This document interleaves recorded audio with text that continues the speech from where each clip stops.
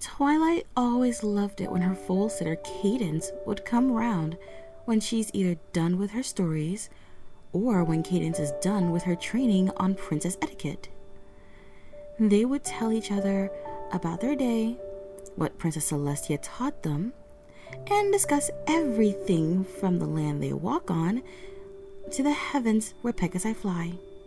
With each day, Cadance would come up with something fun when they spend time together. If the weather was perfect, they would go to the park, buy something to eat together, or just simply sit in the shade and Twilight would read one of her advanced magical theory books she borrowed from the library. Being outside, Cadance would also teach a little bit of magic herself, getting a laugh when Twilight calls her Professor Cadance.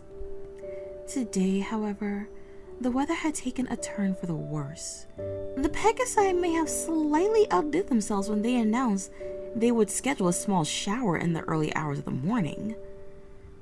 That soon turned into a strong downpour as the day progressed.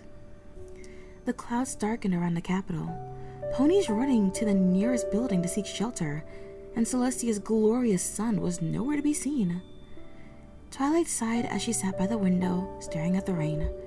Her parents were out, and Shining, now applying to be a royal guard, headed to the local gym. Twilight got a giggle in her when Shining said that he didn't look like a royal guard material, stating that he was a bit on the lean side and wanted to buff it out. With it being a weekend as well, it meant that there were no lessons from Princess Celestia either. She was home alone for the time being until Cadance showed up. She sighed and continued looking up at the sky. Her prayers were answered when there was a knock at the door. Twilight hopped down from the sofa and ran towards the door, not wanting the pony on the other side to be completely wet through. Opening it quickly, she was greeted by a wet Cadance in a bright yellow raincoat and matching Wellingtons. She smiled down at the filly as she trotted in. Sorry I was late, Twilight. Cadance sighed as she hung her coat on the rack. If I had known that the storm was this bad, I would have come here sooner. You should be! Twilight berated. I lost 12 minutes with my favorite foal-sitter! Then I guess we'll have to make do with the time we have left. Cadance chuckled as she turned her head to look at the grandfather clock in the living room. And I think we have plenty of time to spend together. But what can we do? Twilight pouted. We can't go outside because those Pegasuses messing up with their weather duty. She stomped her hoof on the carpet in frustration. Now, Twilight. Cadance smiled. It's Pegasi, and you know the saying, when life gives you lemons, you make lemonade. What? Twilight tilted her head at the saying. Cadance should have known that young Twilight was book smart, but not common smart. It means when life doesn't go as planned, you make something else out of it. Cadance explained as she trotted into the kitchen, Twilight quickly following behind her. How about some baking? Cadance suggested as she used her magic to take the ingredients and cookery out. We have everything we need for a perfect chocolate brownie and hot chocolate. I think it'll be perfect for a dark, damp, stormy day like this. Twilight's pout instantly turned into a wide smile as she hopped onto a chair and took out a cookbook. Now that sounds like a yummy idea. Twilight and Cadance spent the rest of the day baking and mixing hot chocolates. Occasionally, they would chat about how Cadance's princess lessons were going, or what Princess Celestia had taught Twilight. The young filly was eager to show her foal-sitter her magic skills, lifting eggs off the table whilst trying to break them. Cadance also gave some magical advice to Twilight, mainly about fine-tuning her magic to crack the eggs, applying the right pressure to break them, whilst not making a mess or causing the whole egg to explode. What came out was a perfect tray of warm brownies and 2 piping hot mugs of hot chocolate, topped with whipped cream and little marshmallow pieces on top. The two of them sat down on the sofa, munching happily on their home-baked treats, sipping their mugs and reading stories from the great stars Roller Bearded. The two of them must have been too busy enjoying each other's company that they lost track of time. The grandfather clock struck the early hours of the afternoon, causing them to stir. Cadance looked at the clock, her eyes widening at the time. Well, it seems that time does fly when you're in good company. Cadance chuckled as she teleported the dirty mugs and plates to the kitchen sink. Twilight got off the sofa and they spent the remaining time together washing their dirty dishes. Soon it was time for Cadance to make it back to the palace. Taking the coat, now dry, in her magic, she put it on with grace and put on her Wellingtons. Did you have fun today, Twilight? Cadance smiled down at the lavender filly. Absolutely. The best time ever. Twilight beamed. Cadance smiled and turned towards the door, unaware that the door was unlocking itself with magic on the other side. She turned around at the same time as the door swung open, and a white unicorn with a two-tone blue mane trotted out of the rain, an umbrella in his magical grasp, and wearing some sort of new gym gear. Twilight, He didn't finish the final word as his muzzle met the pink mare's. The two of them were now frozen mid-step, muzzles pressed against each other. Twilight, meanwhile, had a muzzle over her mouth, trying not to laugh at the awkward position her favorite foal-sitter and BBBFF were in. During their position, Shining and Cadance locked eyes with each other, their eyes scrolling down each other for the faintest of seconds. What Shining saw was a gorgeous pink pony with a well-combed mane and tail, which was a nice look for her. A sense of youthful charm and charisma. Her pink coat was also thoroughly combed and caught her beauty well. Her coat was a strong shade of romantic pink, and her eyes displayed an air of caring nature. What Cadance saw in front of her was a decent-bodied stallion with a good white coat, though nothing could compare to Auntie Celestia's. His mane was brushed, but gave it an air of teenage style as well. She scrunched up her nozzle slightly as the smell of sweat reached her muzzle. With what he was wearing, did he just go to the gym?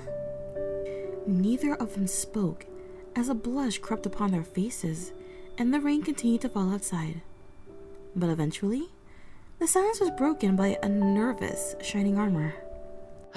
Hi. Shining smiled sheepishly. His words managed to help Cadance come back down to reality. Hi. She started back.